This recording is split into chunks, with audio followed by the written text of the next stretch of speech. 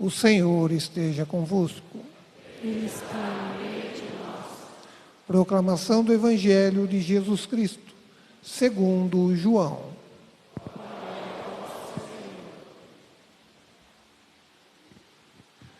Naquele tempo, João viu Jesus aproximar-se dele e disse: Eis o Cordeiro de Deus, que tira o pecado do mundo.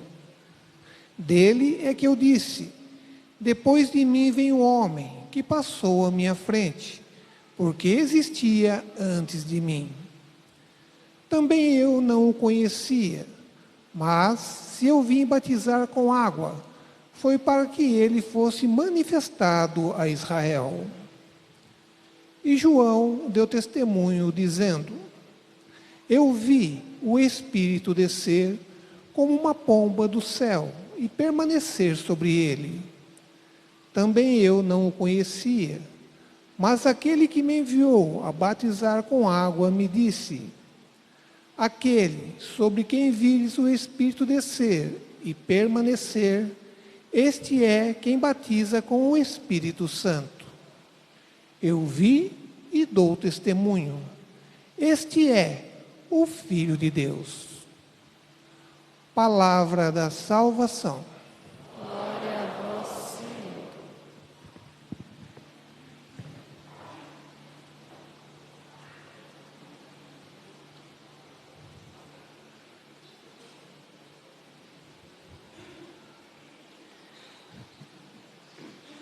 Guarda a palavra, guarda no coração. Se guardares a palavra, ela te guardará. Se guardares a palavra, ela te guardará. Então eu convido as crianças para vir aqui à frente. Hoje não tem teatro, mas pode vir aqui na frente para que vocês possam ajudar o padre a se lembrar das mensagens, né? Das leituras que nós acabamos de ouvir. Vamos ver se vocês prestaram atenção. Então, a primeira leitura, antes de falar das leituras, é importante a gente pensar sobre Deus e o que Ele pensa de cada um de nós. Vejam, por exemplo, quando a gente compra um aparelho, né? Quando a gente compra um celular, para que a gente possa usar bem esse celular, a gente precisa entender como a pessoa pensou, né, para criar aquele celular. Sim ou não? Se você pega um celular e você não sabe aonde liga, ele vai servir para alguma coisa? Sim ou não? Só para ficar atrapalhando lá, né? Se você compra um carro e não sabe ligar, vai servir para alguma coisa? Só vai atrapalhar. Então vejam, se a gente compra um aparelho, se compra um carro ou qualquer outra coisa, a gente precisa entender a lógica do Criador. Quando a gente entende o que Ele pensou, aonde liga esse celular, aonde envia mensagens, aonde tira foto, aí a gente fica muito feliz com aquele celular, sim ou não? Assim também somos nós. Se nós queremos ser verdadeiramente felizes, nós temos que entender por que Deus nos criou e como Ele quer que a gente funcione, entre aspas.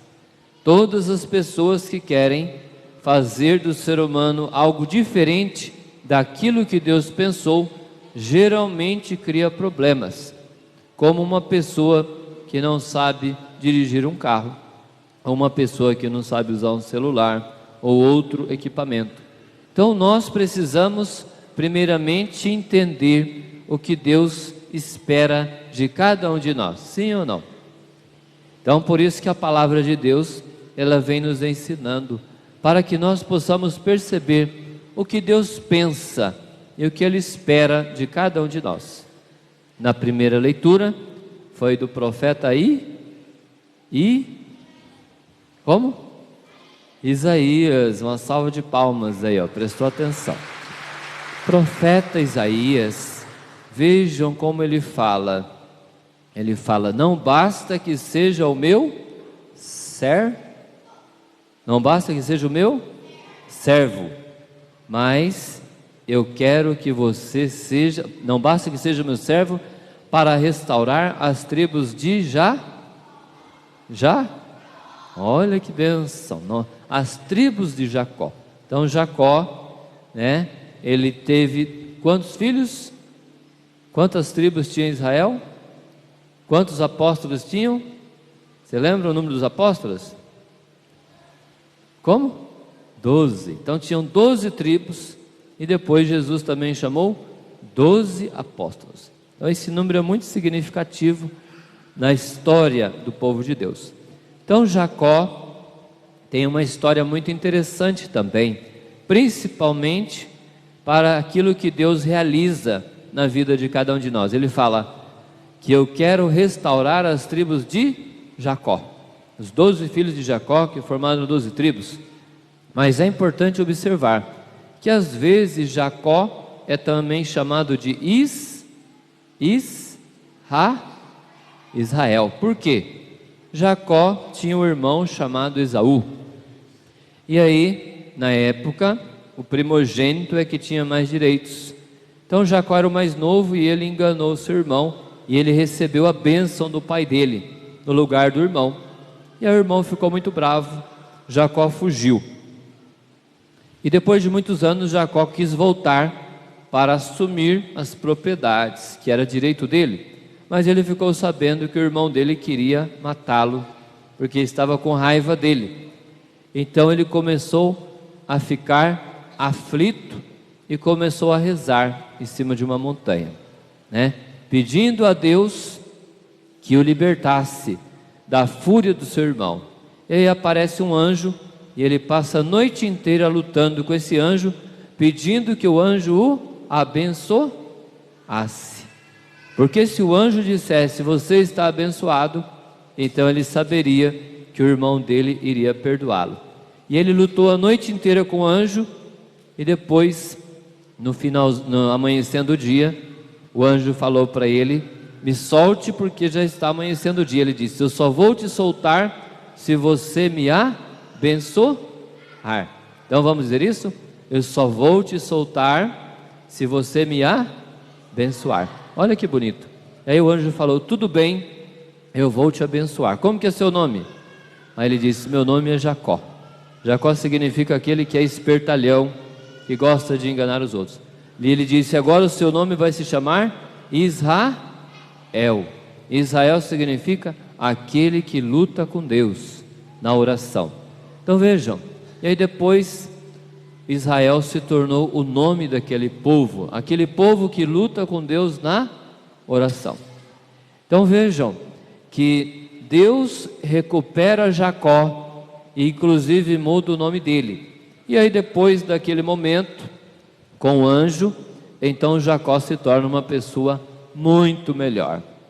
E assim também as tribos dos filhos de Jacó tiveram dificuldades, tiveram brigas, se separaram, e Deus queria restaurar as tribos de Jacó. E ele falava, e Deus falou através do profeta Isaías, não basta, né, que seja meu servo para restaurar as tribos de Jacó, mas eu quero que você seja luz como? Isso mesmo, luz das nações. E eu quero que a salvação chegue aos confins da terra. Olha que bonito. Então não é só para as tribos de Jacó, mas a salvação deve chegar aos confins da terra. Então vejam qual que era o projeto de Deus, e ainda é, Nós precisamos compreender isso, que o projeto de Deus é para todos os povos. E aí a gente observa também que a verdadeira luz das nações é Jesus.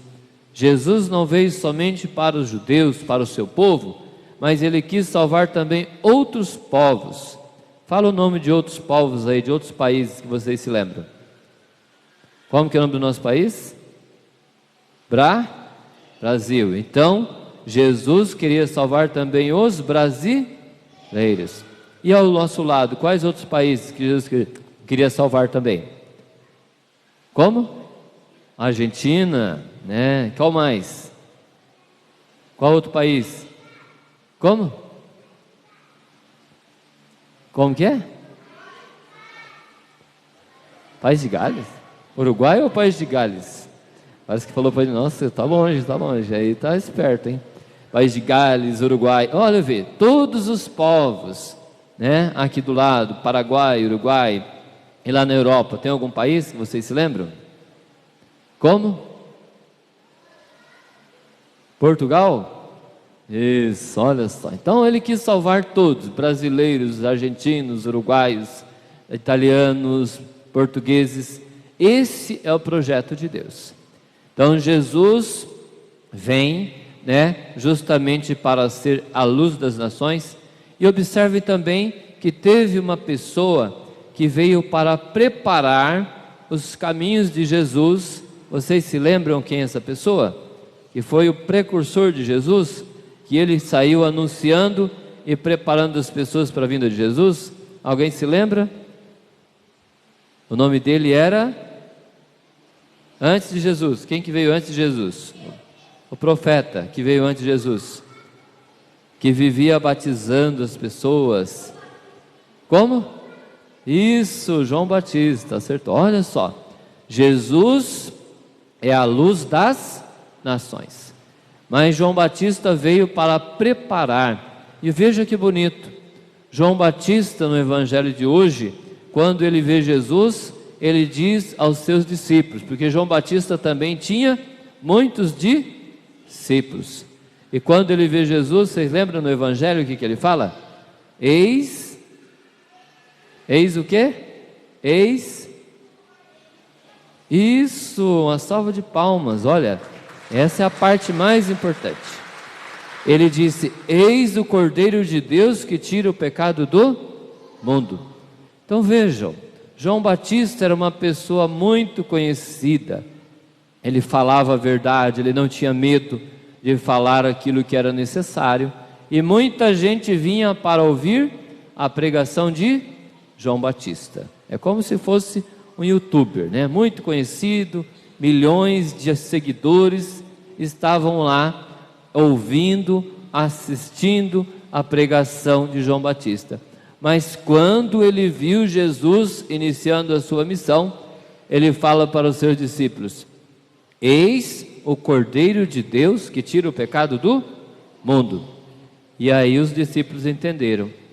Então agora é para a gente seguir a Jesus.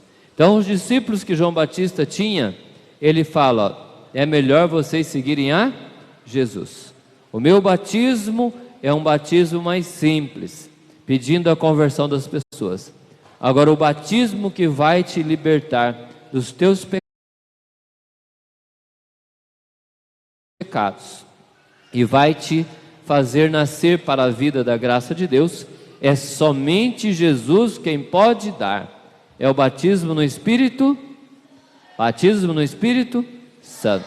E é o batismo que nós recebemos, que o batismo tira de nós o pecado e faz com que nós sejamos novas criaturas em Jesus. Então vejam, toda pessoa que é batizada, ela precisa se esforçar para que o pecado morra nela e para que a vida nova da graça possa se manifestar. Então vejam que João Batista não quis chamar a atenção para si. Ele disse: até aqui foi a minha missão, agora daqui para frente tem alguém maior do que eu.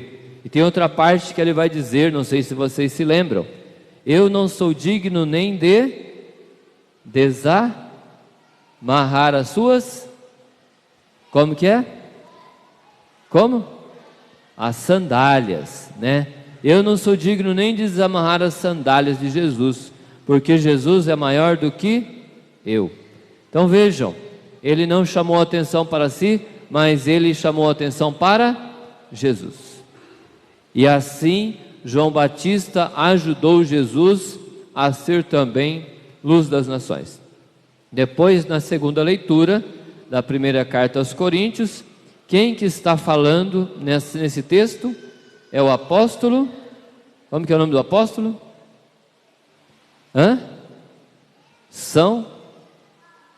Como? Quem falou Paulo? Isso, o apóstolo São Paulo. Então vejam o apóstolo Paulo. Ele foi uma das pessoas que mais compreendeu o desejo de Deus, de que a salvação chegasse a todos os povos. O apóstolo Paulo era uma pessoa que levava muito a sério a sua fé, mas ele era um fariseu, que era um grupo dentro do judaísmo. Então ele perseguia os cristãos, pensando que estava fazendo a vontade de Deus, mas ele não estava.